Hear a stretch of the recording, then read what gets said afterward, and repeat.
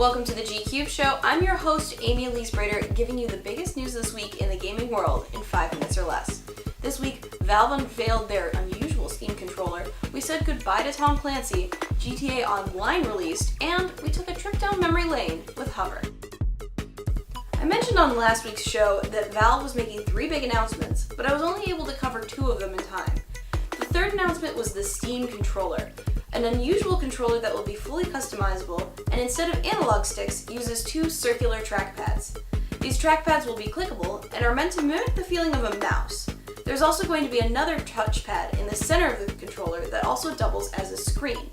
The control configurations will be customizable and you can share your setup with friends, and the controller is also fully hackable. While I think it's a very strange looking controller, I'm going to reserve judgment until I get to try one for myself. This week, the entertainment industry mourned the loss of Tom Clancy, who died this week at age 66. He was a writer of many novels and co-founder of Red Storm Entertainment, a gaming developer that was eventually purchased by Ubisoft. He was a driving force behind the Rainbow Six games, and his work has spawned many movie and game adaptations. You will be missed, sir. The open-world online edition to GTA 5, called GTA Online, released this week.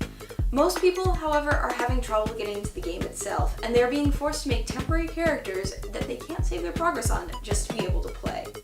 Now viewers, maybe you've been trying to get into GTA Online. I've been hearing stories of bugs, problems logging in.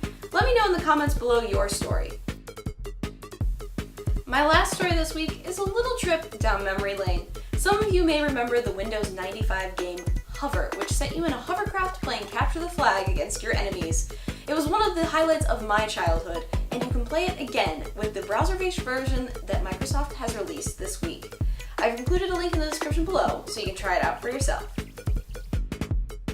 That's all I have for this week, but maybe there's a story you think I missed, or something you'd like to see me cover in the future. Maybe you have something to say about one of the stories I covered this week. Let me know in the comments below. Don't forget to subscribe to G-Cubed and give me a follow on Tumblr and Twitter for updates on the show. You can find all that info in the description below. Thanks for watching, and I'll see you next week.